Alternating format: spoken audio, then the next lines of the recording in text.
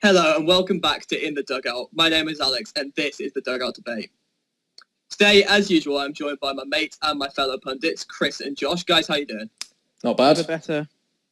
Right, no time to waste. Let's just launch straight into it. We've got loads of stuff to talk about this week, loads of fixtures to review, loads of fixtures to preview. But of course, as always, we will start off with our picture of the week. And of course, which Josh will hopefully edit in and not make me look like an absolute mug. It's this lovely picture of Jurgen Klopp looking really depressed. Guys, what's he thinking? You want to take this one, Chris? I'll start us off. I feel like he's just gone to Specsavers and had his glasses replaced, and now he's finally seeing how terrible Liverpool actually are. All of these jokes are just going to cut me really deep, aren't they? Yeah. See, I reckon... You asked for it. I think Klopp is sitting there thinking, if I got a paraplegic war veteran, he'd be less injury-prone than Daniel Sturridge. You probably have a better and the controversial door is open. The controversy has started. Chris, you've known me for 7 years. What do you expect? It's always open with you, to be fair. Pretty much like Liverpool's defense. Yeah.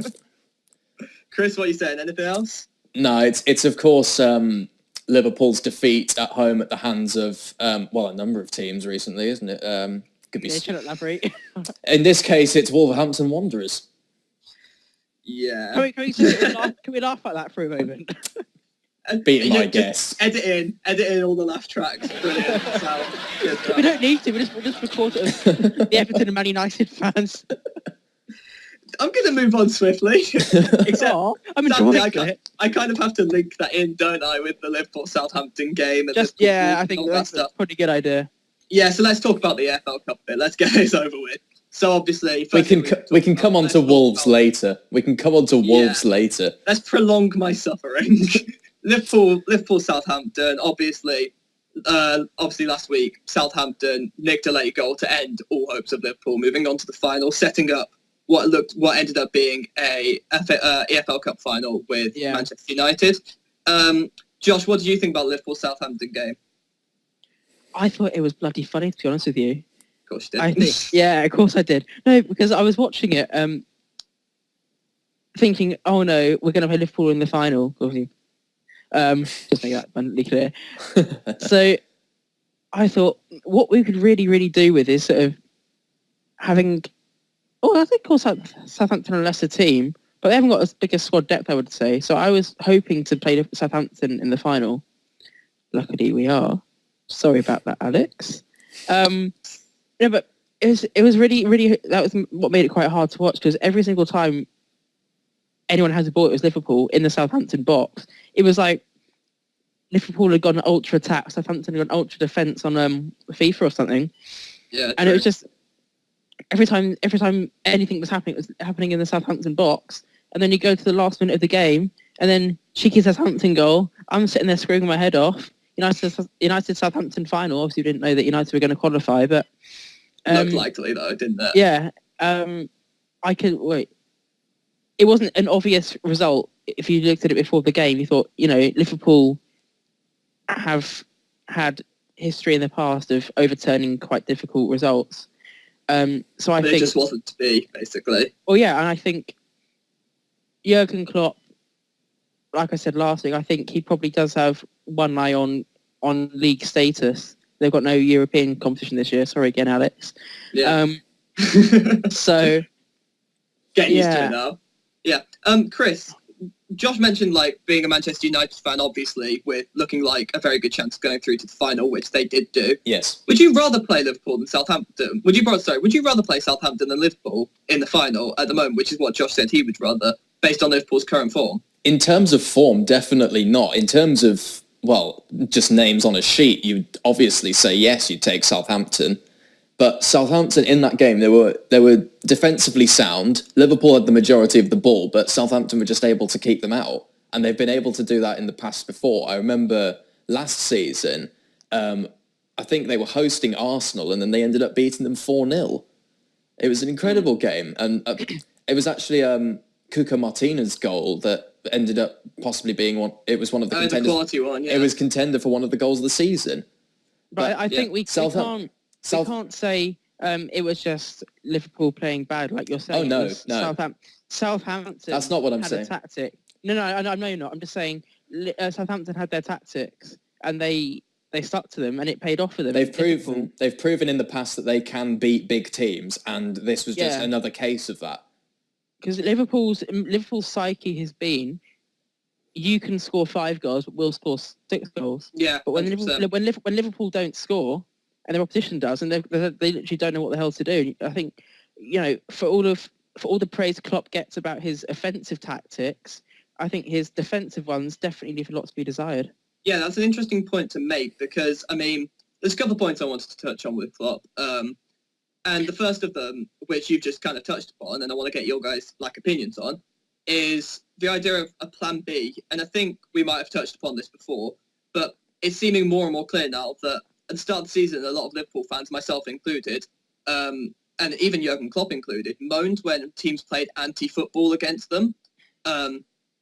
But it seems that whenever a team sets up to just defend against Liverpool, not let them get the however many goals they want to play, if people change their tactics to sort of get rid of the Liverpool tactic that works so well, it doesn't really seem as of yet that Jurgen Klopp has figured out a way of allowing Liverpool to still win the game.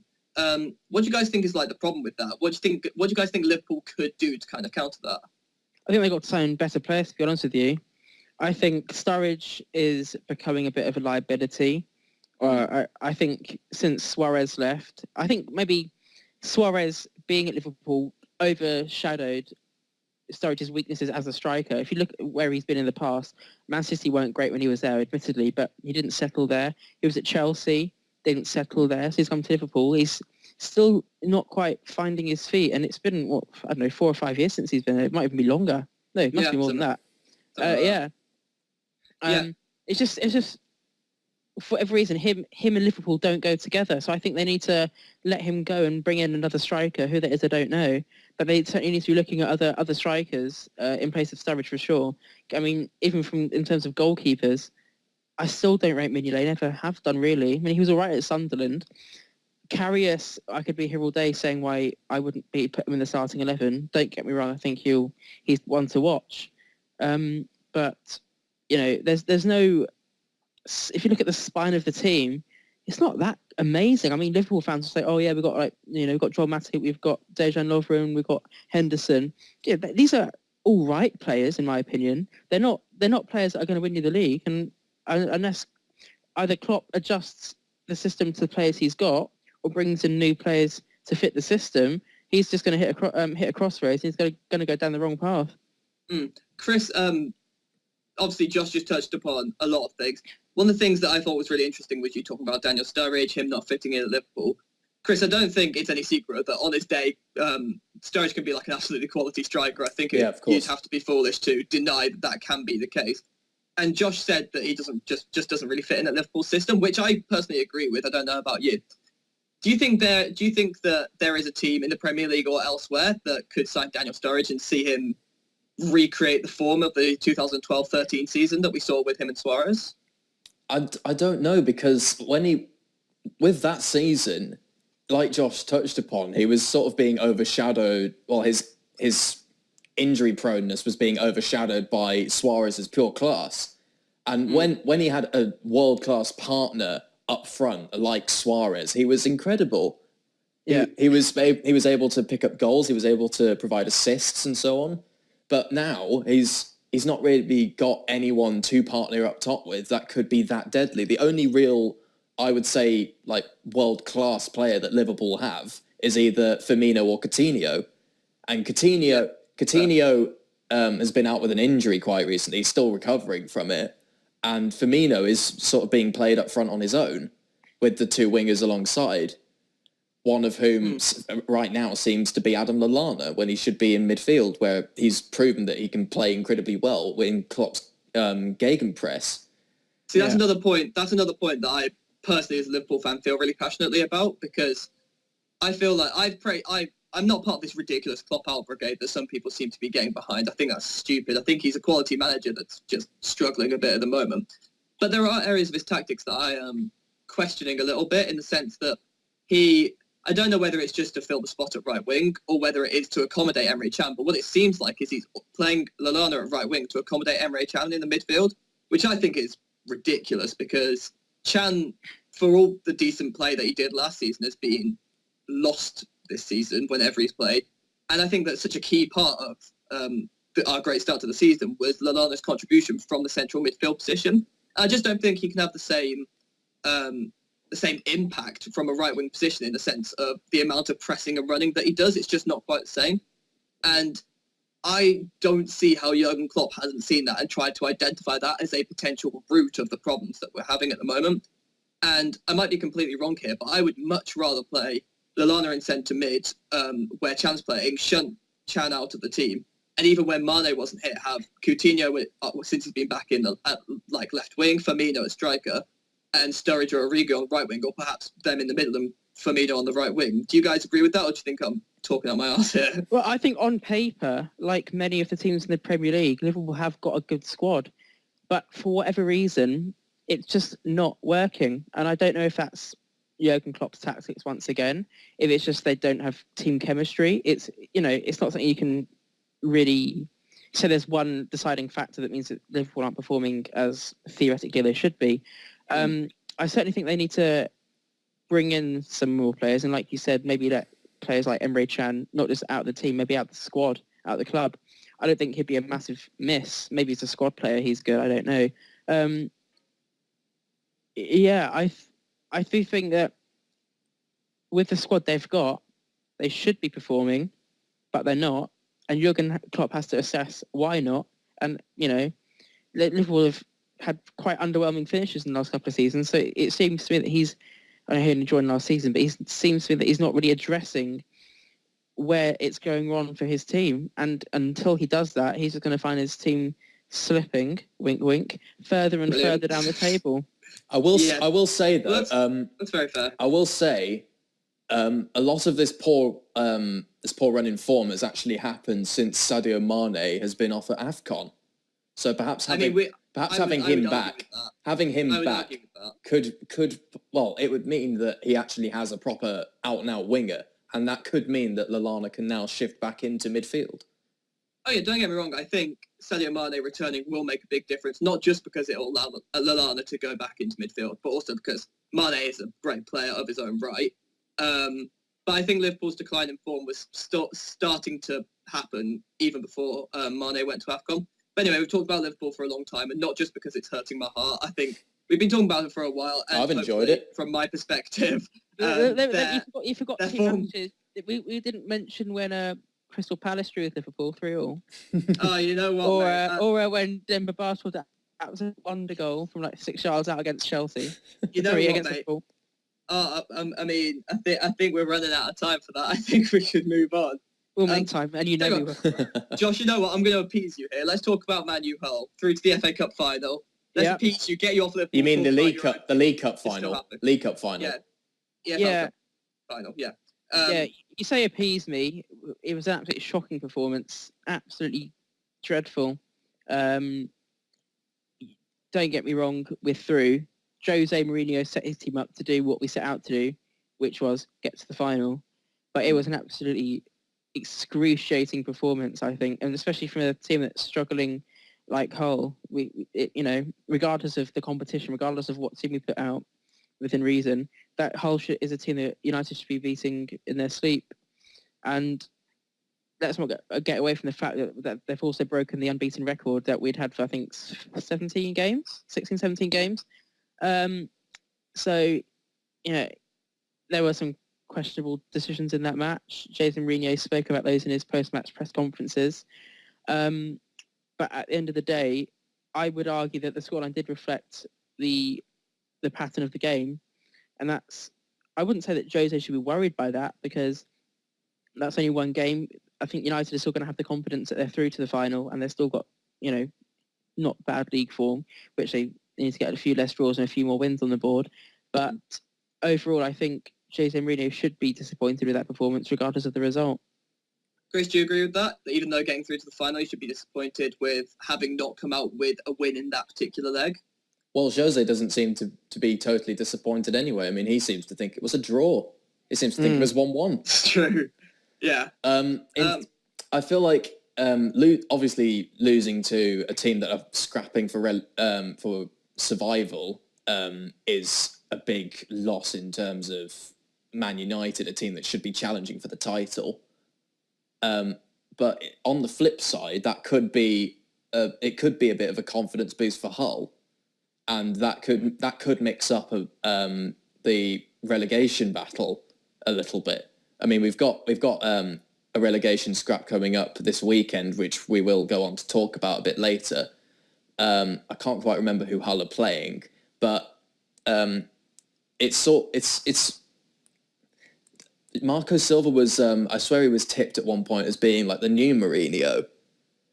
When have we heard that? It may only be It's because like he's Portuguese.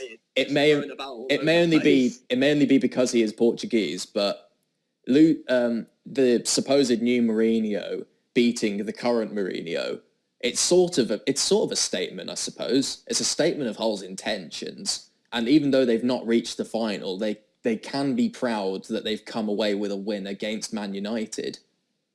I think we can all agree that they probably can be proud of the fact they got to the semi-final in the first place. I mean, exactly. The FL Cup, for everything question. everyone says about it, everybody playing weakened teams or whatever, I think getting through to the semi-final when you're a club struggling for form in the Premier League is still a great achievement. But anyway, enough about the semi-finals. Let's talk about the actual FA Cup final. Manchester United. It's not the FA Cup. EFL Cup. Sorry. We can talk about it. We'll talk. Next, this is going to be in the final. But... Right, so the double Manchester United Southampton one, which is also coming up in the Champions League next season, I've heard rumours about. Yeah. And not Liverpool, as rumours might. And not Liverpool, because we're inevitably going to drop out of the top four. Top four. Let's talk about the FL Cup final, guys. What do you think? Manchester United Southampton. On paper, you'd think Manchester United. Do you think Southampton can pull off a shock victory? Or would it be a shock victory? I still have to back United. I don't think it'll be an easy victory, but I think we'll do it. I think Jose has got the players, he's got the squad depth to balance Premier League, EFL Cup, FA Cup, Europa League. Southampton with Claude Puel, I think they're still pushing for European places, and I think they're a little bit more desperate maybe in terms of getting the players fit. I think the loss of Jose Font as well is gonna really, really hit them badly defensively. So I think unless their replacement centre back is one that's really going to adapt to the system that Claude Puel's had in place and really, really counter whatever Jose Mourinho tries to do, I think it's maybe 2-0 win for United. Not massively comfortable, but not to the extent that they were massively threatened by the Saints. Chris, can you put up any argument to that, or do you completely agree? No, I'd have to agree that a United victory looks the most likely. But like I said earlier, Southampton have proven in the past that they can do it against the big teams. But you've also got to bear in mind that these are two new managers at these teams for this season. Both of them have now reached a cup final, and both of them will want to prove a state of intentment. Do you not think a statement of intent, rather? Yeah. Yeah. Did you do English GCSE? Do you not think that I did better than you did, no? Southampton have more to play for, though? Because obviously that's... Manchester United as a club are pushing for Champions League. There's no doubt about that. That's going to be aim number one for the season, you would argue. And providing that we don't know how far they're going to go in the Europa League yet, United, with the form they're currently on, will be fancying their chances of getting that top four finish in the Premier League. Southampton, on the other hand, they're pushing for European places. They're pushing for the Europa League, not so much for the Champions League.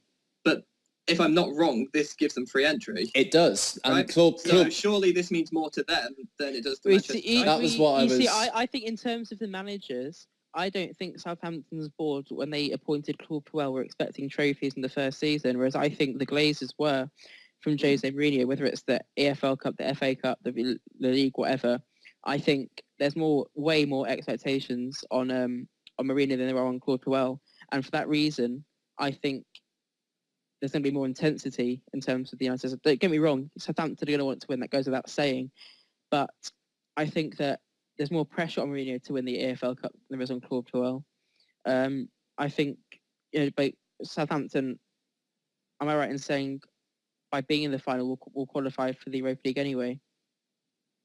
Not actually sure. I don't think that. I think if you win it, then you qualify. No, because provided United qualify for the Champions League, then their place will then go to their Europa League place. Goes to Southampton. I thought that was the case. It might not be. I don't know. You might be right, but either way. So Southampton might then get the Europa League anyway. Let's just say they do. So then their need for a high league finish will be less intense than if they weren't in the final.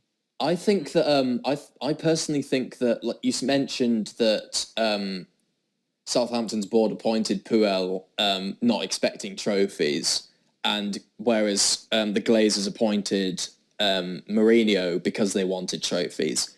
And you mentioned a little bit about the pressure of the situation on Mourinho.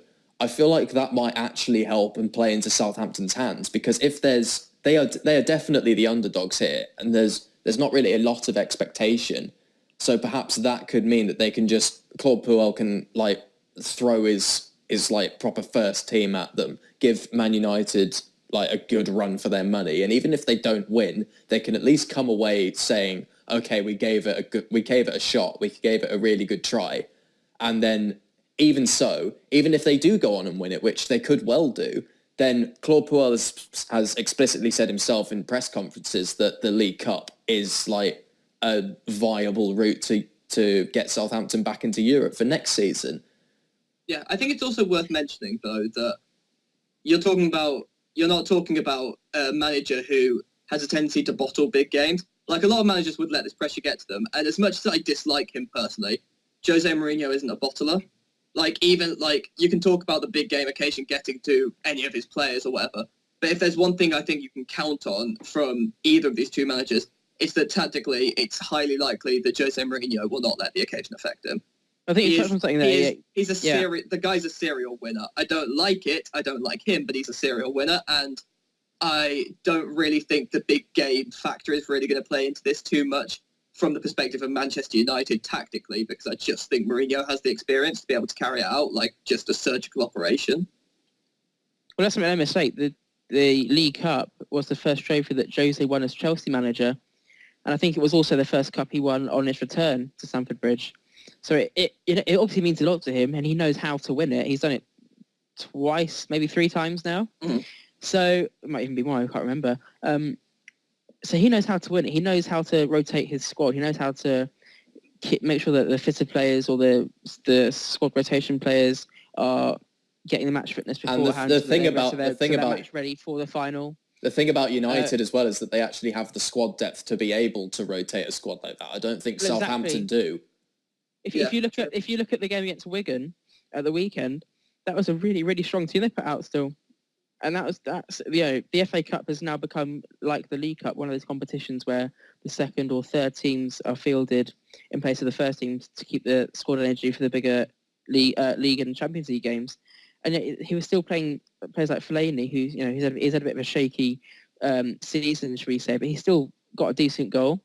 Even if you look at Romero, he's still a very, very good keeper. I think someone dubbed him the best reserve keeper in the world. And and that's another clean sheet he's kept for United. I think he's only conceded in one game this season. So Jose has got a very, very strong reserve squad to pick from. Whereas like you were touching on, I don't think that Claude Puel has the same luxury. And for that's another reason why I'm calling a United win in the final. Okay, well, fair enough. So we've done a lot of analysis on that. Let's just get some simple score predictions. Josh, what are you saying? 2-0 United. Chris? I'll go for 2-1 United. Controversial. I can't see past United win as much as I'd like to. I think Southampton will make it difficult for them, though. I don't think it'll be as comfortable as 2-0. I'm going to say 2-1 as well, because I'm boring. Seeing as we touched upon rotating squads like Man United did, rotating their squad worked for them, but with the FA Cup games this weekend, rotating the squad really didn't work for a lot of teams that we'd seen. I mean, I think it's three Premier League teams were knocked out.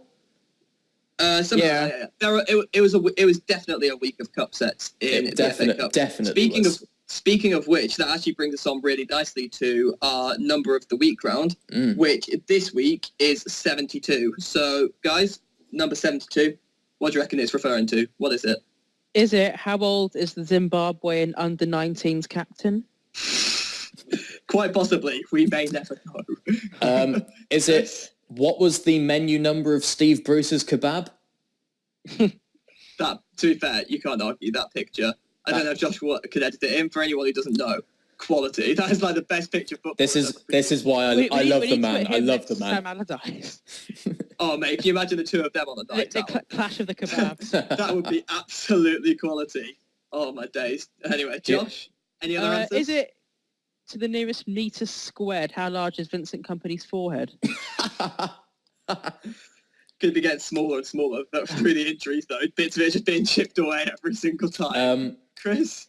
If Donald Trump says 500 people went to a party, how many people actually went?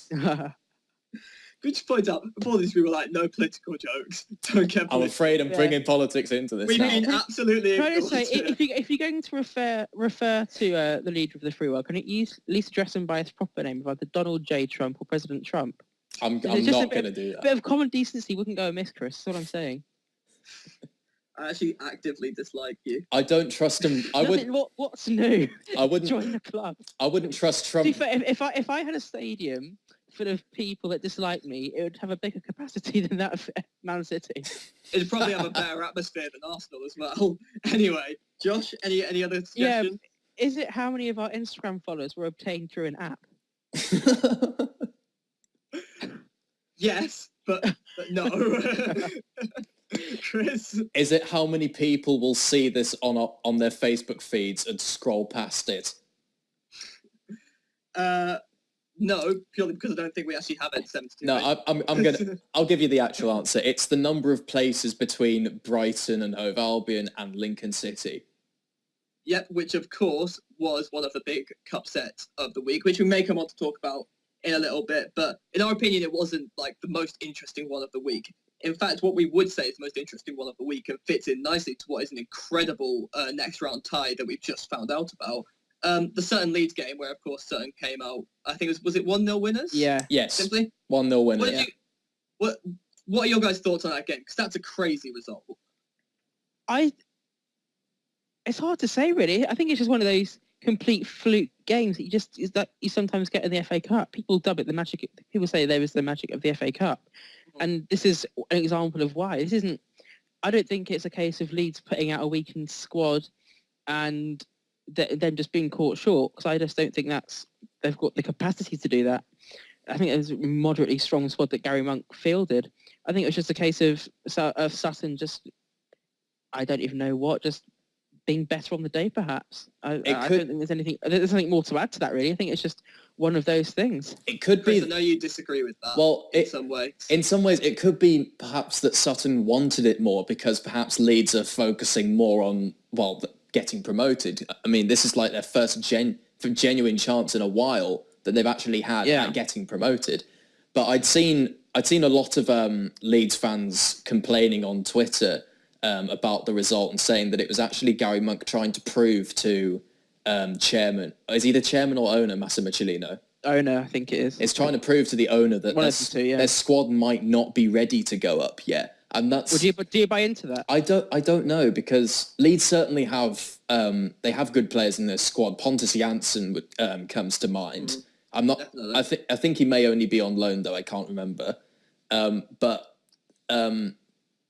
if it's a point that Gary Monk is trying to prove that they need to bring in more players, maybe don't risk doing that during the FA Cup. Well, I think that's absolute madness that anyone would suggest that he's going to risk progressing to the next round of the FA Cup just to prove a point. Let's not forget, there's the chance, depending on who they, obviously we know who they got, who they would have had now. Sutton got Arsenal, Leeds would have got Arsenal. That would have been TV coverage. That would have been a lot of money that they would have got. I don't think Gary Monk would have risked losing television money just to prove a point to the owner. The let's face it, the owner's sort of beyond help. He's a bit of a moron. And if it's more players well, they want, so. if it's more players they want, then the TV money could have really helped in terms of transfers. Well, that's exactly it. And I don't even think that he was rotating the squad because he hasn't got enough good players to rotate the squad. I think it was just a case of Leeds putting out their best team, getting caught out on the day by Sutton. I just think that's all there is to it. I think all these fan theories that Gary Monk's trying to prove a point to Cellino and all this nonsense, it's just like that's all it is. It's just nonsense. And I think we're not giving enough credit to Sutton by saying that Leeds were poor on the day. No. Sutton did very, very well. 72 places below Leeds to dispose of them. Keep a clean sheet. Let's not forget. It's 72 places between Brighton and Lincoln. But either way, it may be more. It may be more between Leeds and Sutton. Yeah. Well, Leeds are Brighton are top of the Championship. Brighton are top, yes. Yeah, and are Lincoln top of the National League? Yes. So it's probably not far off anyway. Because Leeds are third? Something like that. Oh so no! Wait. I think Reading are third. Still stands. There's a massive gap. There is between Leeds and Sutton. For Sutton to dispose of them the way that they did is nothing short of remarkable. Yeah, and it would have probably taken... I think it's fair to say that Sutton put in a defensive performance against a team that are so much better than them, realistically speaking. Well, that was nothing short of remarkable. But a game that didn't have a great deal of remarkable defending was, of course, Spurs-Wycombe, which in a seriously dramatic turn of events ended up being 4-3 to Spurs. Again, what thoughts did you guys have on that game? Because it was havoc, arguably one of the most entertaining games of the entire season. You have to take your hats off to Richard Pochettino without question. People are going to say, they had a bit of a shocker for the first half, and conceding 3 goals against Wycombe is completely ridiculous. But they still won the game, and it doesn't matter. They could have been. It doesn't matter if they were 5-0 down. If they won 6-5, it doesn't matter what the scoreline was. They won the game. In drastic style, admittedly, but he adjusted his tactics, he made the substitutions, and it paid off for him. And full credit to Wycombe for getting 3 goals against, Premier League title contenders. But, Tottenham were, I don't know if they can say they were too strong. They certainly got the job done. And I think that's, we cannot avoid giving Tottenham credit for putting off that win in the end. Chris, do you think this kind of suggests like a broader point about Spurs as a club these days? Because, everyone talks about the fact that they arguably bottled it last season, coming to the end of the season in the title race against Leicester, of course. And, in this game, yes, it was against lowly Wycombe, but, it shows a certain degree of steeliness to be able to come back from such a difficult position and turn it around into a win, regardless of your opponent. Do you think that says a lot about the strength of character of this Spurs team this season? I think it says a lot about the Spurs team and a lot about Pochettino himself. I think he's an incredible manager, and whatever he must have said at half-time, it obviously worked. Spurs made their 3 changes, and then I can't quite remember. I think it was Kieran Trippier who went off injured. They lost. Yeah. I can't remember who it was exactly, but they did lose a player to injury, so they ended up winning with 10 men. That's yes, you say it's against lower league competition, but that's still incredible, and to do it in such dramatic fashion as well. Spurs now, Pochettino has turned. I think I said this last week. Pochettino has turned them into a genuine title contending force, whereas Arsenal have been. I know to bring up the Arsenal-Spurs rivalry and the comparison between the two. Arsenal, I'd say, have stagnated since they won the league back in 2004. Oh, that question. Whereas Spurs have just slowly been evolving, and now they look like they actually will finish above them. But I will finish with this to go back to Wycombe. You got to give massive credit to Wycombe and Gareth Ainsworth as well. I think they'd gone on an 18-game unbeaten streak. I think this weekend of FA Cup fixtures has just proven that league means nothing. Any team can beat anyone. Millwall, last round they knocked out, they knocked out Bournemouth, didn't they? This time they've knocked out Watford. Fulham knocking out Hull. Oxford knocking out Newcastle. I could go on. It's just shown that it's almost shown like the beauty of both the FA Cup and the English footballing system. Any team, any team can win, and I think that's just incredible. Do you think that, just as a broader point, before we move on from the FA Cup altogether, do you think as a broader point there is a certain degree of the higher league teams, the Premier League teams, not showing enough respect to the lower league competition and to the FA Cup in general? Because, like we touched upon earlier, often it's become kind of like the EFL Cup, where they just field second or third teams or the reserves and just put out the youngsters to get some game time. And do you think that this weekend proves that that bigger teams need to show more respect to the opposition in the FA Cup in general? I think it's too easy to say that they don't show enough respect, because if you look at teams like Watford, they haven't got the squad depth to rearrange their team in a way that they can compete in both the FA Cup and the league. It was proven. I think Watford made 10 changes. I think they made I think Watford made 10 changes. Yeah, but it just proves your point. They've obviously got more than enough players, but whether their players are good enough is a different matter. That's what I mean by squad depth. Do you not think that's proof? The fact that squad depth in terms of proof of what? Proof of the fact they're not showing enough respect. It's all very well saying they don't have enough squad depth to deal with it, but I mean that would suggest, if we're going to show any kind of respect, we're going to play our good players. If they made 10 changes, they still didn't show. They still put out a much weaker team, regardless of how good their reserves are. Surely that shows a lack of respect.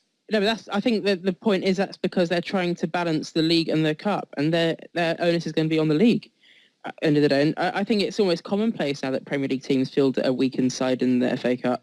It almost goes without saying. I think, take Leeds and Sutton, for example. I don't know how much of a weakened squad Gary Monk put out, but they just got caught short. Their first team just got caught short. Whereas I think with Watford, I think they're probably asking for it, putting a weakened team out. Because if you look at Tottenham, for example, if they put a weakened team out, I know they were having some struggles, but they got there in the end because their reserve squad, their second squad is still a pretty good team. Whereas Watford is mid-table in the Premier League. So if you take then their second team, which they're going to need just for the simple fact of energy of players, and even just giving players a run out. If they're going to field a weakened side against Millwall, they are asking for trouble. But I don't think it's because they're showing a lack of respect. Especially on an away trip to Millwall as well. I mean, the Den has like an incredibly intimidating atmosphere. And it's also, I think, is it a derby? Can we call Millwall versus Watford? I'm not sure. No, Watford's Hertfordshire. Yeah, but I know, Millwall is like East London. No, I know where they are, but I thought I had a rivalry for some reason. It's certainly not Millwall Leeds, but anyway, it feels like you said, when you go to the Den, every match kind of feels like a derby. I think it's no secret that the Millwall crowd is, let's say, aggressive to be nice, and I think it's a very difficult game. But what I find really odd about Watford in particular, playing such a weakened team in the FA Cup, if they did indeed make 10 changes, is that, like Josh said, they're a mid-table Premier League side. It's unlikely they're going to get any kind of European football through the league. They're not going to get relegated. Surely, if you're in that kind of position where you're sort of safe in the Premier League, but also not that ambitious in the Premier League, as a fan, I would then want to see the team really try and mount a serious cup run. Would you guys not? Well, absolutely. But by the same token, there's a big monetary difference between finishing 11th and 12th in the Premier League, for example. So they're going to want to press for as high a league position as possible. I'm not saying they sacrificed their place in the FA Cup for that reason, because obviously no one wants to go out of any competition. But I think that in terms of trying to balance the two out, like I said before, their focus is going to be on the league. And as a result, they've sacrificed their place in the FA Cup, albeit inadvertently. But I think that's just the price that they're willing to pay in order for as high a league finish as possible. Okay, well, that's fair. Well, anyway, we've talked about the FA Cup, we talked about the EFL Cup. Let's move on. Let's talk about the Premier League. So I think the first thing to come on to is probably the fixtures that are going on this weekend on Saturday and Sunday. And we've picked out 3 what we think are really interesting fixtures for this week. Firstly, let's talk about Chelsea-Arsenal. It's the marquee fixture of the weekend. And obviously Chelsea, they lost their massive winning streak, but are still on a very, very rich vein of form. Arsenal, to some extent, are still playing well, but are sort of cracks are starting to show in some of their areas of play. Can you guys make a solid prediction for that game? Can you see past Chelsea victory at home? Not really, to be honest with you. No. I know we joke about it, but this is Arsenal's annual dip in form, and it has been for the last, 12, 13 years now. So I can't see anything past the Chelsea wins, to be honest with you. I think Antonio Conte, as we've mentioned last week, he completely knows what he's doing. He's adapted to the Premier League so well. Arsene Wenger was past it 7-8 years ago, if not before. Quite why he's still at the Emirates is beyond me. Some of the signings he makes and doesn't make, for that matter, it just completely... if I were an Arsenal fan, I'd be so wound up by now, like you wouldn't believe. Antonio Conte, smart signings, smart sales. He's got, as you mentioned last week, he's got a good spine of the team in Courtois, defenders of Zuma and Cahill, Kante in the middle, maybe Fabregas and Matic, and then Costa up front. He's moulded the perfect team for a title charge. Arsenal, on the other hand, I mean, the only players of note this season will probably be Alexis Sanchez and Giroud to a certain extent. Theo Walcott. Arguably Mustafi as well. Theo Walcott as well, I'd say at points.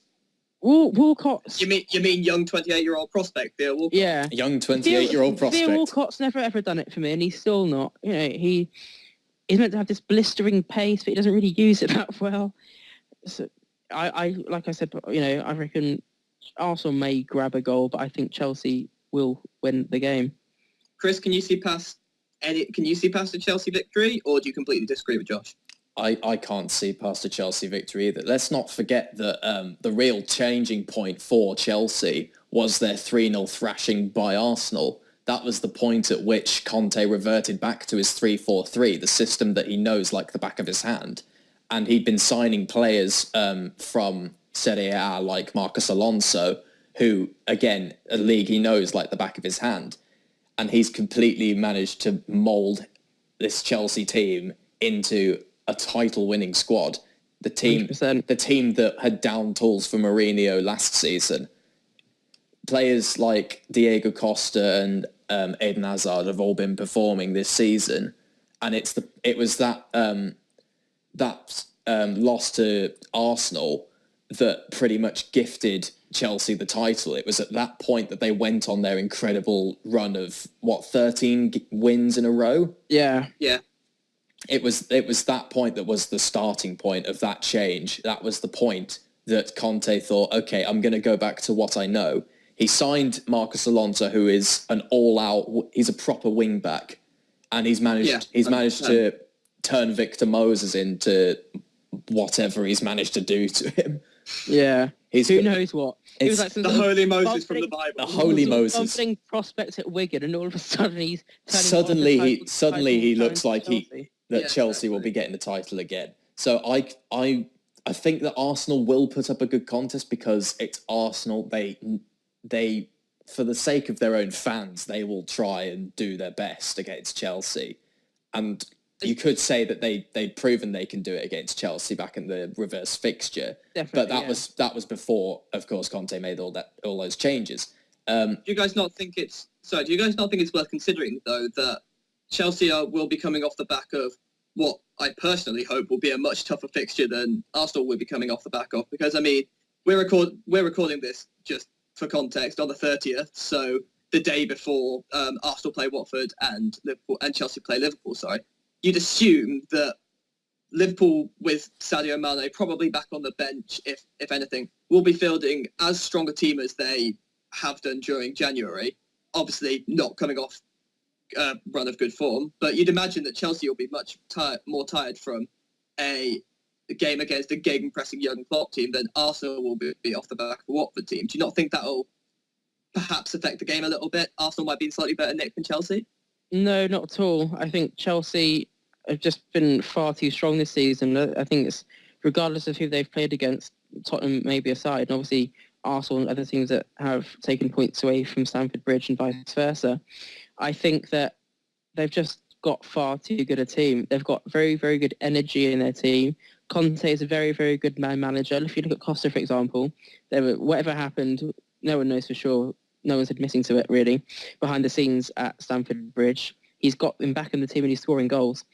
Whereas Arsenal, on the other hand, they're falling apart, to be honest with you. I can't really see any players in their sort of defence or even the main part of their midfield that's going to make you think, yeah, they're going to cause Chelsea problems. I just can't see it. So Chelsea have also got good squad players that they can bring in if need be. I'll just reiterate what I said before. I just can't see, regardless of circumstances, anything beyond the Chelsea win. Fair play. Well, let's move on then, because I think we've probably kind of reached consensus on that. Because I also can't really see past Chelsea win, but obviously if there's a game that's going to upset them, it could be against that Arsenal side. But let's move on to a fixture that is probably more key for the sides close to the bottom of the table, which is, of course, Crystal Palace Sunderland. Yeah. I think last week we spent a bit of time discussing who we thought was going to go down. And a lot of the debate was on whether we thought Crystal Palace or Sunderland were going to go down. Like, at least two of us sort of sat there and thought that one of them was going to go down and not the other. The other one was just about going to stay up. What do you guys think the result in this game is going to be? Chris, I'll come to you first. And what impact do you think, how important do you think this will be for the relegation battle at the end of the season? This is going to be like a crucial game.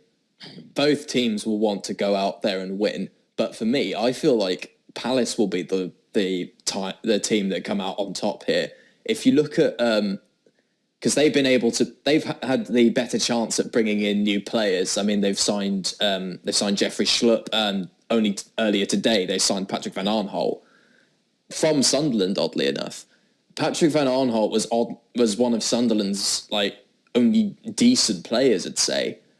Despite him being at left back, he's still able to score goals, and that's something that that Allardyce would have been looking for to add to his Palace side. And Jeffrey Schlupp has now been he had an injury recently, and now he's out, which is just luck of the draw. But then the real nail in the coffin for Sunderland, and this is pretty much purely as just a fickle Villa fan. The nail in the coffin is the clown Joleon Lescott joining their squad. I mean, why, when you're bottom of the table, no less, and you've got the massive weight on your shoulders, would you bring in someone who said relegation is a weight off the shoulders? I've got an answer for that, and that answer is David Moyes. Because let's not forget, David Moyes really brought the best out of Lescott when they were both at Everton. But that was ages ago. Lescott has passed it now. Yeah, but it's not the point. No, Lescott's still there. Still could be useful in terms of encouraging the rest of the players to keep fighting. He didn't. You mentioned what he did at Villa, but I think he couldn't do it. He couldn't. What happened at Villa was way beyond Joleon Lescott being a bit of a nose, saying, "Oh yeah, it was a weight off our shoulders. I'm glad we got relegated." Things along those lines. There were so many factors that contributed to Aston Villa getting relegated. I know you really like to use Lescott as a scapegoat for Villa going down.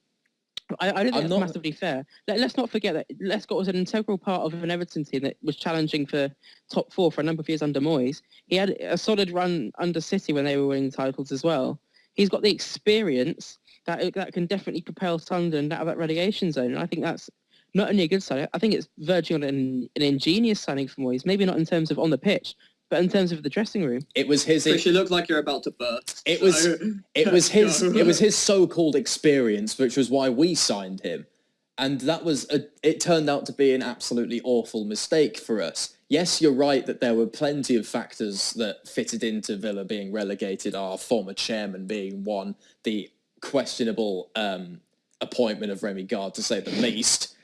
But with questionable's generous. Lescott, the Midland strumpet, as I like to call him, farting around Wolves and then West Brom and then Villa. Villa, the team that he professes to support, which I don't believe for a single second. Well, come on, Jamie Carragher and Michael Owen grew up as Everton fans. Get over it.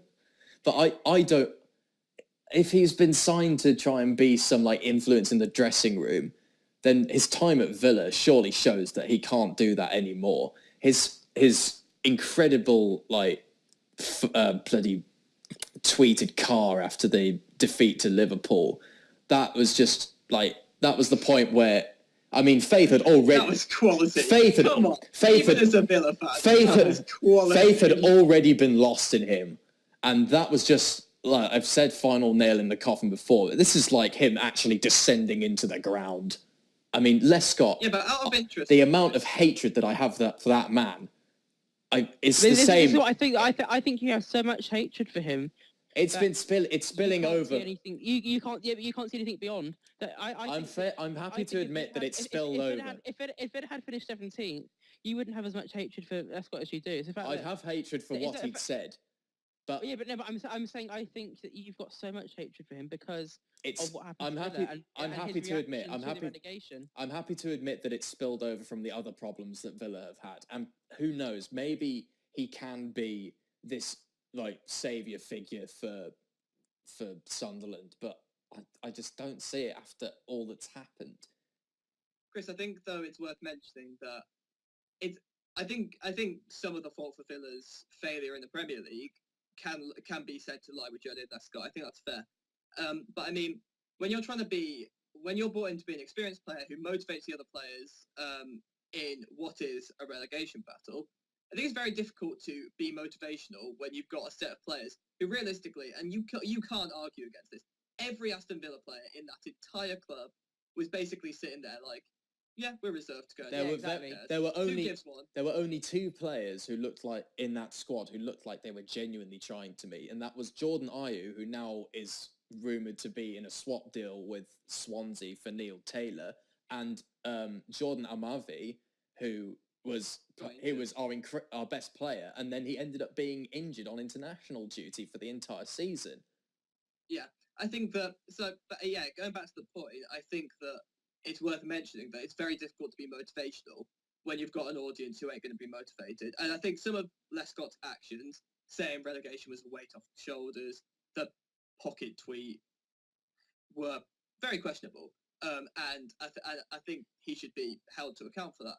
But I think that he's not going into a club that at the moment have given up on relegation. Villa, by this point in the season, last season, have given up completely. They've given up by about October, mate. The minute they appointed Remy Gard, you knew that we'd given up by the point that we were 2-0 up at Leicester and then ended up losing 3-2. Randy Lerner had said so himself that was the point that he'd realised that this was it. Whereas Sunderland are fighting, and we've said it. The amount of times we've mentioned Jermaine Defoe's name in 2 podcasts is ridiculous. And I think, if anything else, the fact that Jermaine Defoe is giving them a chance of staying up is giving every other player in Sunderland, giving them the fight, because they know they can stay up. They know they've got enough quality step. And I think that it's going to be much easier for Julian Lescott to come in under a manager who he knows very, very well, a manager who knows how he plays as well, and be an experienced player, be a motivational player for a group of players who are happy to actually accept that motivation. And I think that means that it's going to be a very big difference between his role at Villa and the role that he ends up playing at Sunderland. So I personally think he could be an okay signing. But anyway, you basically agree with me. Let's just make that abundantly clear. I don't like agreeing with Josh. My rant's over. Don't worry. I've got my own slightly more nuanced opinion. Let's go with that. This is a new round called Alex Agrees with Josh. It won't happen very often. Don't worry about it. We kind of moved away from the game itself. Crystal Palace, Sunderland. Obviously, we talked about the arrival of Julian Lescott, and we've talked quite a lot, obviously, about the two sides now as a result of that. What do you guys think? What do you think the score's going to be? Quite simply. As I said last week, I think Sunderland have still got a lot more fight left in than Palace, and I think that's shown by their desperation in signing in appointing Allardyce. Don't get me wrong, he's a good manager, but I think he was too desperate to get back into management too soon, and I still think Palace are going to go down. I still think, despite being bottom, there's only a few points in it, I think Sunderland are going to survive, and I think they're going to kick off this resurgence with a win against Palace. I think they might win either 1-0 or 2-1. Chris? I'm going to go the other way. I'm going to say Palace will win 1-0. They have, with Sunderland, you can't have a team that, no pun intended, the weight is on the shoulders of the sole striker. That was fully intended, you know it. I know it's fully intended. Jermaine Defoe, yes. You slipped that one in there, didn't you, Chris? I did. Don't get me wrong, Jermaine Defoe... I need a new podcast. We're a serious show.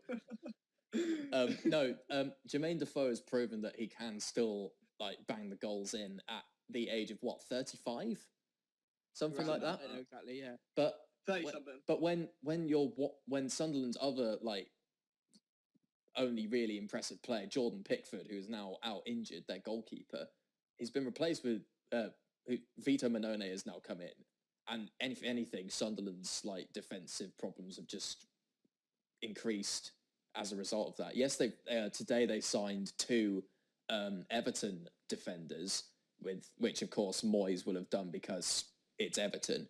Yeah, it was Brian Oviedo and Darren Gibson, I think it was. Yeah. And perhaps that Gibson being a midfielder, not a defender. Oh, Gibson's a midfielder. Apologies. Yeah. But still, it could be a resurgence in Sunderland. But the key word there is could. I don't think it will, and I think Palace will come out with a 1-0 win, especially if the likes of Zaha or Benteke or even Townsend, who I know has had a bit of willy won't he leave with Palace. But if he's performing, then he can score, and the same can be said for Benteke, which is why Pardew signed him back in the summer. Pardew, he should get credit for some of the players that he brought in, but his time at Palace obviously came to an end after a shocking 2016. Yeah, I have to admit I'm personally struggling with this one because I'm very much torn because I think that both teams have been woeful defensively, and after the amount we've lauded Jermaine Defoe for his performance, it would be natural for me to go poor defence plus Jermaine Defoe equals Sunderland win. But you've got to bear in mind, Sunderland have scored 20 goals this season. That's it. Yes, a lot of them are by Jermaine Defoe, but they've only scored 20. Crystal Palace have scored 30-something. They've scored 50% plus more goals than Sunderland. And I think, yes, Jermaine Defoe is quality, but it's no secret that Crystal Palace, for all their struggles, do have some quality in that side. Chris touched upon the likes of Zaha and Townsend. And if Townsend's playing, despite all the transfer rumours and stuff like that, then I think that could be a really serious difference. And with Crystal Palace at home as well, it's not like we can even go off form because both teams in their last 5 have lost 4 and drawn 1. However, I don't see this being a draw. I think both teams are going to go for it. But in the end, I think home advantage plus generally few more goals, I think Crystal Palace are going to come out on top. But anyway, those are our predictions for the Crystal Palace-Sunderland game. Now moving on to the last fixture for the weekend that we think is quite interesting, which is Southampton-West Ham. Obviously, at the time of recording, West Ham have just sold Dimitri Payet to Marseille for 25 million, so that whole saga's over, it's behind them. And we did talk a little bit last week about the resurgence of West Ham, perhaps trying to prove a point we can play without Payet. But of course, Southampton will be high on confidence. They've just got into the EFL Cup final. Got it right this time. I got it right this time. Yes, boys, 1-3. Can you sort of reflect on the fact that Southampton did beat Liverpool? Sweet. This is going to be too elaborate. You're never going to get away. My last dugout debate. I'd like to thank you all for the good times. Don't worry. Try and forget the bad ones. We can find another Liverpool fan to insult. Cup, you mean? Tell you what, I'll stay until Liverpool wins, so I'll see you all next year. In Southampton, West Ham. 72 years? Is that the right answer? Stop talking about Liverpool. Southampton, West Ham. Liverpool are not relevant. What do we think? What do you think of that game? Because I think that's shaping up to be, in my opinion, probably the most interesting game of the entire weekend. And you guys might totally disagree. An interesting fact with Jose Font, actually. Yes. What he'll make of returning to his old ground, because it's at St Mary's, isn't it? Yes, I think it is. Yeah, so what he's going to make of coming back to, I'm going to assume, a bunch of jeers from the Saints. How he adapts to that, because let's face it, West Ham have a better away record than home record, I believe. True. Well, to be fair, most of this season they've always been playing away. Well, yeah, exactly. They haven't really felt like home at the London Stadium, so I think their performances on the road have been very, very strong. So it depends whether Jose Font even starts or features heavily in the game. Given his position where he should be playing in the squad, his performance on the day could quite easily impact the outcome of the match. Chris, agree, disagree? Any other points? I would agree. I mean, West Ham have certainly seen a resurgence in form. They beat. Was it Middlesbrough? They beat last week. Was it 3-1? I think it was convincingly. Yeah. And the week before that, of course, we touched upon Andy Carroll's incredible performance and so on.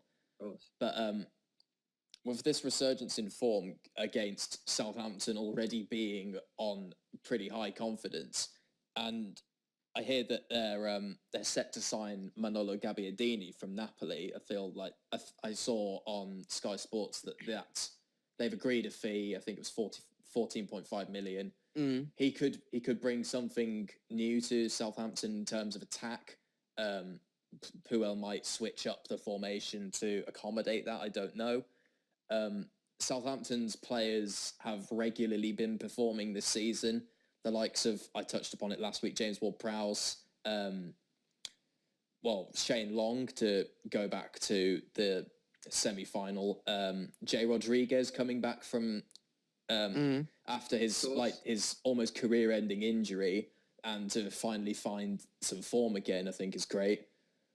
I feel like that balances out almost, and I'd actually put money down on a draw between the two. I just want to respond to a couple of the points that you made there, because just touching upon Gabbiadini while I remember, it's very difficult to predict how that transfer will go, because Gabbiadini has been at best a bit part player for Napoli this season. Obviously, they've found a lot of joy with playing Dries Mertens through the middle. So Gabbiadini, obviously a striker, is barely getting a look in. So it's difficult to go. I thought Gabbiadini was a winger. No, he usually plays centrally, as far as I know. Oh. They usually play Callahan and Insigne, I think. But in which case, they also have Arkadiusz Milik up front as well. Of course, who's been struggling with injury. But it makes sense for Napoli to sell Gabbiadini. So he could be a good player. He's shown quality in the past, but I think it's very difficult to tell. But equally, I know he's signing for Southampton, not West Ham. But this just echoes to me of Simone Zaza. Yes, a player who has shown a bit of quality at times in the Serie A. Not for, obviously Napoli are a quality team, but they're no Juve. They're not Inter Milan, who are winning every game at the moment. He's shown it for a good team, but not an amazing team. And I think that there's a possibility that he could flop just like Zaza. But anyway, it's unlikely that he'll play in the game because they might not finish the transfer. But we'll see. I think that it's also worth mentioning that I think West Ham have more form players at the moment. I think that, obviously, like we said, Southampton are coming off a high. They've got into the final of the EFL Cup. And you've got Shane Long scored a goal, but I mean, scoring a goal on a break. It was a late goal as well. Yeah, I mean, scoring against Liverpool's no achievement. Mate, it's not an achievement. We have Dejan Lovren at the back. But anyway. Former Southampton player helping his old team. Former Southampton player. If you have a problem with that, Alberto Moreno gets I still love how since Southampton came back up to the Premier League, you have signed every single Southampton player to have scored against you at Anfield. All 5 of them. And then we go and lose to our bloody reserves in the semi-final of the EFL Cup. You lost to the team that you do your bloody shopping with. But anyway, yeah, I think West Ham have a number of form players going into this game. I think that, not to completely rip off another podcasty football series, but I think you could argue that Andy Carroll is one of the most in-form English strikers at the moment. Very good target man and on form, injury-free for once at the moment. So I think that could be a big factor. Manu Lanzini has been brilliant in the last few weeks. Michael Antonio, yeah, definitely. If I'm not wrong, played incredibly well last week. Mark Noble as well. Mark Noble, yeah, starting to find a bit of form as well. And of course, like you mentioned, the loss of Jose Font for Southampton could be a big thing as well. If he plays for West Ham, I think that could really shore up their defence, which is somewhere where they've really struggled this season. And something else that's really important, Josh obviously touched upon it, West Ham's away form is far better than their home form. They're seeming to find it easier away from home. Basically, for me, all the factors are pointing towards West Ham winning this game. And 100%. For me personally, I think that West Ham, I think they'll come out comfortable. I think they'll win it. I think they'll win it by 2 goals. I think it'll be a 2-0 win for them. I think it might be a 1-0 win for West Ham. And I say that because Southampton, like you were alluding to, have got the confidence on the back of their victory in the EFL Cup against the Scousers, albeit it wasn't. They weren't that pressed. They weren't pressing much offensively. It's more defensively. But I still think West Ham are an okay team, and I don't think you can really say they're much more than an okay team. They've lost Payet, but he wasn't doing much for them this season. They will still feel the loss of him, don't get me wrong. Oh yeah, 100%. But I think that they got the players, and I think Southampton may be slightly fatigued, and I think West Ham will just scrape a victory at St Mary's. Okay, well that's very fair enough. I think that brings pretty much to the end of the Premier League bit. Of course, we talked about EFL, FA Cup, Premier League. We're good, aren't we? We are. We're great. We are great. Not to blow our own trumpet. I mean, I'm just going to hold this here while I say this, but I mean, we're going to be putting all our predictions for scores and stuff on our Facebook page, which is obviously in the Dugout. So all the links to that will be in the description and stuff if you want to go look at that. But now, obviously, this is called the Dugout Debate. We've seen a little bit of the debating capacity when Chris got very upset about Julian Lescott. Yes, but we just want to bring in a little bit more of that element of debate. And so we've chosen a topic today for which all three of us have differing opinions, and we're all going to put forward our points. We're going to talk about it. We're going to just basically see how it goes. It's a bit experimental, but hopefully we'll do it regularly. And this week we're going to talk about who we think is the most underrated player, one of the most the most unsung hero of the Premier League era. And yeah, I think we should just get started. Josh, I'll come to you first. I think, despite the fact there are many contenders, as a United fan, I can't ignore Ole Gunnar Solskjaer, an absolutely class player for United in the 11 years, I believe, he spent at Old Trafford. He was more than happy to sit on the bench for as long as he was needed to. He would come on and still put in the performances week after week. I think nowadays you see way too many players who refuse to sit on the bench. They're whining because they've been dropped for one game. He was the sign of a true professional, in my opinion. And example of the fact that when United played Nottingham Forest in the 1998-99 season, he came off the bench and scored 4 times for an 8-1 win. I don't think I've ever heard of anything like that ever happening before. Robert Lewandowski. What, against Nottingham Forest? Now joking. Yeah, that famous Robert Lewandowski performance against Nottingham Forest. What, for an 8-1 win though? Not for an 8-1 win, but anyway, yeah, it's not the point. Not the point. Possible Blackburn striker Robert Lewandowski. And even from the point of view of the season before that, when United were still pressing for the title against Arsenal, and they had to avoid defeat in order to still be in the race, Robert Lee was attacking for Newcastle, and Solskjaer completely flies at the other end of the pitch, wipes him out, gets the red card as he knew he would, but for the good of the team. And that's the sort of player that he was. He was a true professional. He knew how to finish. He knew how to get into the right areas. He's not recognised as one of the league's best strikers because he didn't play. He didn't have the minutes on the pitch. So he didn't get the goals that players that would play regularly and start to get matches would have got. He was also played by injury slightly, but he was still a mainstay in the United team for a number of years, for over a decade. And let's not be, you can't talk about Ole Gunnar Solskjaer and not talk about the 99 Champions League final where he got the winner. The epitome of probably any United fan's footballing life, without question. So for a number of reasons, I'd have to go for Solskjaer. I was thinking about Javier Hernandez, who for United was a similar player to Solskjaer, but just for the simple fact that Solskjaer won more, the goal in the final against Bayern Munich, all these factors just keep pointing towards him being my unsung hero for the Premier League era. Fair enough. Chris, do you want to put forward your case for your player? I would. This is a fairly new addition to the Premier League. I'd actually say Moussa Dembele of Tottenham Hotspur has been a bit of an unsung hero, because especially last season and to an extent the season before that, the Spurs players who were hogging the headlines were the likes of Harry Kane and Dele Alli, to an extent Christian Eriksen as well, while Moussa Dembele was being a driving force in the midfield. He was certainly a team player. He would easily provide a pass to try and sort out and start an attack. I don't agree with this choice. I'm happy with that. He'd try and start an attack. So Chris has turned into Optimus Prime. He's transformed. Well, you both froze as well. It's not my fault. Yeah, but I'm recording, so... It's all Chris's fault. Me and Josh were fine. But That's Skype's way of telling you your decision is rubbish, but we'll come to that later. Moussa Dembele was a player who was quite happy not to be in the limelight of a Spurs side where Harry Kane and Dele Alli were getting all of the attention. He was a driving force in Tottenham's midfield.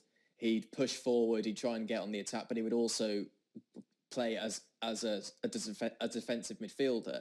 Yeah. And he looked like, when Pochettino came in, he looked like a player that wouldn't have survived his White Hart Lane revolution, as the Telegraph put it. But he's proven to Poch that he's happy to either come on off the bench and try and influence the game or start, as he has been quite recently. I can't remember whether or not he was playing in the Wycombe game. I think maybe Harry Winks was playing instead. But that just shows that he's happy not to be a first-team regular. He's happy not to be in the spotlight. So I would say that Moussa Dembele's been an unsung hero for Spurs. Okay, that's fair. Well, I'll just before we get into the actual debating bit, I'll put forward my player, and I'm extremely biased. I'm not even going to deny that. But I'm going to say James Milner, and this isn't just because I hero worship the guy. This is genuinely because I think there's something to be said for a player who is industrious. He's pretty decent at everything, and he can play in almost any position. And I think if you're a manager, it's your dream to have that kind of player in your squad. He was quality, I think, at the start of his career for Leeds. He came through as like a younger player, started to show a bit of promise. Throughout his career, played for a couple of different clubs, Newcastle included. Villa included. And more recently, Villa included, Newcastle included. Ended up at Man City. For a while was quite a regular starter, then sort of started to get edged out of the team, and eventually left on a free, where he's ended up at the club he's now at, obviously the club I support, Liverpool. And what's really struck me...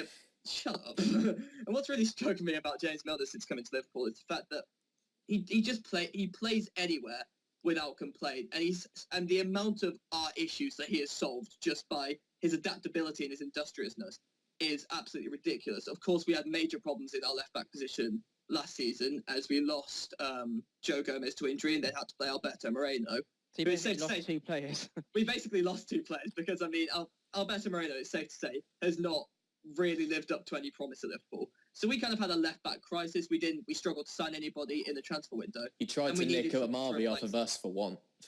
We tried to nick Amarby off of you, and then we just wouldn't sort of ended up with no one. And what we needed was somebody with experience to fill in, to do the defensive job, be able to go forward as well, run all day, and just fit into that position. And James Milner, a natural centre midfield, without complaint, did it, and has arguably been one of, if not the best left-back in the league at the moment. And I don't think there are many people who could argue with that. And for that reason, just his adaptability, the fact he's done it across a lengthy career all the time without complaint, I think James Milner is one of the most unsung players in the Premier League era. Go. Josh, anything you want to say to me and Chris first? I'd like to start with, I want to attack Chris in more ways than one, but in this instance, his choice of Moussa Dembele. Please don't. I just don't think he's done enough to warrant the unsung hero title. Not just in terms of winning titles in general, or winning trophies, or any significant matches, really. I just think he's bumbled on a little bit. I don't think he's had the longevity to warrant the unsung hero title as such. What do you make of that, Alex? I'd like to be honest, I want to second that. I think that, don't get me wrong, I'm not going to disagree with Chris in saying that Moussa Dembele is a quality player. I think Moussa Dembele is a quality player.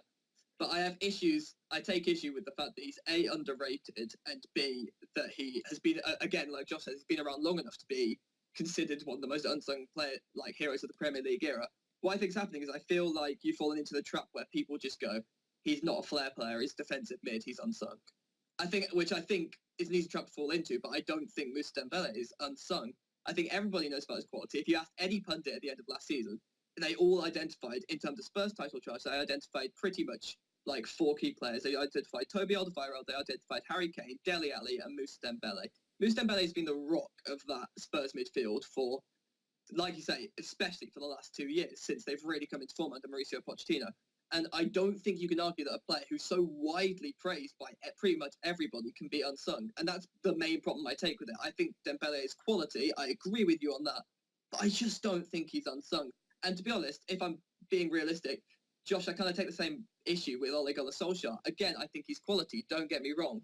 And he did it over a course of a number of years, which I think is fantastic. But I don't think he was unsung. Just because he comes off the bench a bit doesn't make it. I don't see why that makes him unsung. Everybody knew Solskjaer was quality, but hence why he. If Solskjaer wasn't quality, he wouldn't have come off the bench in the Champions League final. It just wouldn't have happened. That's too big an occasion. The guy's got a legend card on FIFA, and EA Sports are idiots. Like, the guy's not an unknown player. He's not an unsung hero. I think he's a quality player, but I don't think either of the players you guys have suggested are unsung. Well, in terms of Ole Gunnar Solskjaer, he was never, ever the number one striker at United. Think about when he was there. He had with Cantona, Andy Cole, Dwight York, Teddy Sheringham, Ruud van Nistelrooy. Diego Forlan, no, he wasn't as big a player, don't get me wrong. But there was could have been, yeah. a lot of strikers that he was thrusted down the pecking order for.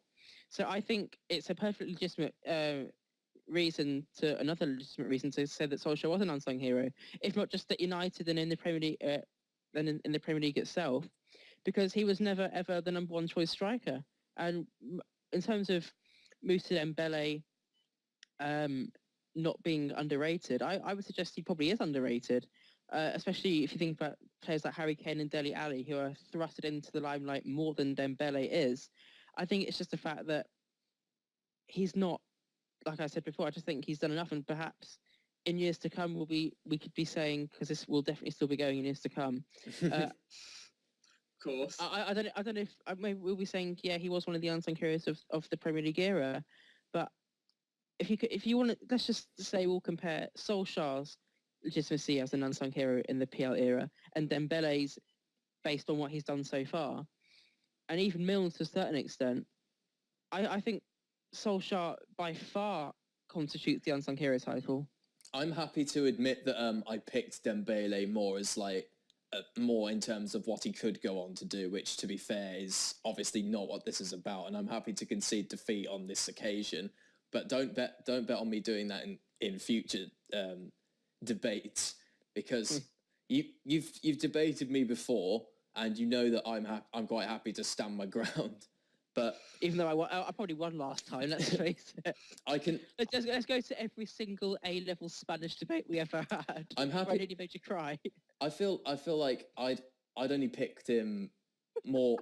Lavery knows what I'm talking about. More in terms of what he can do and what he could do with Spurs if this revolution with Pochettino continues, and who knows, they might go on to win a title, which of course would be much to the dismay of all Arsenal fans anywhere, and would probably result in Arsene Wenger's resignation and suicide. Just locks himself up in the trench coat and just never comes out again. No, I did not see it. Anyway, fair enough, Chris. Just to respond to what Josh said about Solskjaer and James Milner, my issue with Solskjaer is the fact that I don't see why, just because a player is A, lower down in the pecking order of a club, and B, comes off the bench, why that immediately makes him unsung. If everybody knows that somebody is a brilliant super sub, I don't think that makes him underrated. Like Javier Hernandez, a lot of people say he was underrated at Manchester United. Fair enough, he's getting all the limelight at Leverkusen now. But I think that everybody knew he was an absolutely quality super sub. He wasn't underrated. He wasn't better than people thought he was. It was more of a case of that was the role that he played within the United side. Yes, there were better players at United, but I don't think that made Javier Hernandez underrated per se. I think that he was lower down the pecking order and perhaps therefore talked about less than whoever was at the club at the time, playing striker. I can't remember exactly. But I think that everybody absolutely rated Javier Hernandez as a super sub, and I think you could absolutely say the same for Solskjaer, even though he was lower down the pecking order. But I think the difference is with Solskjaer compared to Hernandez is that Solskjaer had far better strikers that he was contending against, and that he was still to the point. The whole point of an unsung hero is a good player that didn't get the praise that they warranted. And I think Solskjaer, no, I don't think any. You struggle to find a player that does fit into that criteria more than Solskjaer does. For the simple reason that he got the goals, but he didn't get the legendary status. You can't really talk about FIFA's legendary status as being something to be proud of. If you go to Alexi Lalas, what a I'm not hero. being funny. I'm not being funny. If you go onto the Legends team on FIFA, I've not even heard of half of them, and I think I'm quite cultured in the world of football. I'm sure you two would struggle to know who half of them were as well. I can So agree with that. Talking about FIFA as a legitimate way of rating someone as a legend is known bizarre. But do you not think it says something about the common opinion? Surely it says something about a common opinion. Well, if you think about how many, yes, don't get me wrong. Say like using FIFA as a way to measure football would be absolutely absurd. But if there's a common opinion, surely if someone's a legend, he's commonly rated to be a very good player. I think he could. Surely that says a lot about the opinion of people. He could be legendary just from the point of view that he scored the 99 Champions League final goal. Certainly for a lot of United fans, that is the epitome of his career at United. There's a number of reasons why a player can be a legend. One of the reasons for him could be the fact that he was a super sub. I don't think that James Milner, for example, would warrant a legend card in the years to come. But I think that's because I don't rate him as a player. See, I would say that his lack of praise is warranted. I mean, you mentioned the fact that he came through at Leeds, and then he came. Where was it? I think it was in Newcastle. He moved to next. Newcastle, Villa, City. Man City, Liverpool. He's done at Newcastle. He was a good player. At Villa, he was a good player. At Man City, he was a good player. At Liverpool, I think compared to what Liverpool have got, he's a good player. I don't think he's a great player. I don't think he's ever been a great player. But I don't think you need to be an absolutely great player to be an unsung hero. I think the clue's in the word hero. No, but the thing is, in many ways, you don't have. But I don't think you have to be a great player to be a hero as well. I think the whole point is that my reasoning behind James Milner being an unsung hero is the fact that he's so reliable and so adaptable means that whenever a club has a crisis like Liverpool had with their left back position, which needs to be addressed, but they can't address it. You can generally rely on James Milner to address that problem, and I think that us being able to fill in the left back position so comfortably, so reliably, is almost as good as any signing we could have made because it didn't bring in a world superstar, yes, but it majorly sorted out what was doesn't turn out it actually was, but what was at the time the key problem with our team. And I think that somebody who's able to do that quietly, without complaint, and without that much praise either, I think that is the definition of an unsung hero. Like, you're not even from my opinion, are not even realising the quality that James Milner has, and I think that speaks volumes in itself. Well, you say that he's a versatile player. Being versatile doesn't make you an unsung hero, doesn't make you a hero or an unsung hero. No, John O'Shea was one of the most bloody versatile players the league's ever seen. I don't think he would warrant an unsung hero title. Maybe he would. I personally wouldn't even won. I would have to take Josh's side on this. I'd say that what you can actually say you've achieved is more than say you've done in an average season or whatever. But I mean, he'd said like Josh said, Milner had been a good player at all the clubs he's been at, Villa included, but I wouldn't call him a great. Whereas I feel like maybe Josh's nostalgia about what Solskjaer did for United in the Champions League is maybe biasing him towards him a bit. I mean, you both picked players who were at your teams. Yeah. I had the decency to pick someone from a different side at least. To be fair, who would you have picked from for like Charles and Zogby? I mean, not being funny. I would probably have picked Stilian Petrov to go with the whole nostalgia thing that you've got. But man, he just is a hero. But he's just a hero. He's not unsung. We knew how good he was, and we still know how good he was back in the day. And when he had the chance to come back, he was played earlier on this season, and Villa made the decision not to bring him on, which I feel is a loss really, because he could have been a massive influence in terms of like inspiring the squad. I mean, you've got someone who's come back from fighting leukemia and is now playing again. I mean, that speaks incredible volumes for determination as well. And even if we'd have just kept him as like a coach or something, which I believe we offered him. Seat, mate. What did they keep him as? I'm on the edge of my seat. What did mate. they keep him as? What were they? What did they keep We'll, him we'll be as? back after the break. What did We're they back keep after him these as? technical issues, which You can't do this to me, We'd be too Chris. lazy to edit them out. Chris is We're on my back after side these for bloody technical once issues, as well. which It's so we'd annoying. be too lazy to edit them out. So anyway, Josh, how's life? To quote Chris, better than death. So anyway, Josh, how's life? This is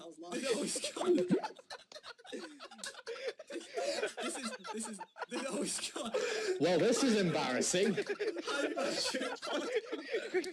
Well, this is embarrassing. No, I think we should leave it there. I think that is where we should end the podcast. Even Skype knows that I am talking bollocks. We've been on the... We've been on the... I want to add one last thing. Why Go didn't on, you? mate. Why didn't you make Petrov your unsung hero to begin with? I honestly Instead of bloody Moussa Dembele. I didn't pick it because Villa currently aren't in the Premier League. That's the only reason I didn't But do he it. still played in the Premier League era. Solskjaer I know. doesn't even Oh, play. Solskjaer doesn't play in the Premier League. Anyway, we've been on... I will learn from this. If you've managed to bear with us for this long, let us know who you thought won. If you think Josh took it like Chris said over me, if you think Chris made a late shot with Stilly and Petrov, if Tumbleweed ever learns to write, let us know in the comments who you actually thought won. If we ever manage to get better quality and I don't fucking disconnect.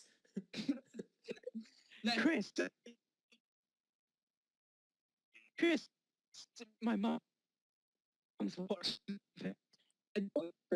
Josh, we'll do it solo this time. If you've enjoyed Chris's brief tenure on the podcast, Let's face it, it was the most entertaining part of this podcast, wasn't it? I'm gonna be anyway. I'm gonna be the unsung hero of this podcast. You will be remembered, Chris. Anyway, from all of us here, thank you very much for watching. Drop a like if you liked it. If not, drop a dislike. Let us know what we can improve upon. We're always trying to get better. Drop a like if you thought Chris leaving was funny, because we did, to be quite honest. Completely unintentional, but okay, I'll take it. And yeah, me and Josh will see you next week. Indeed you will. See ya. See ya.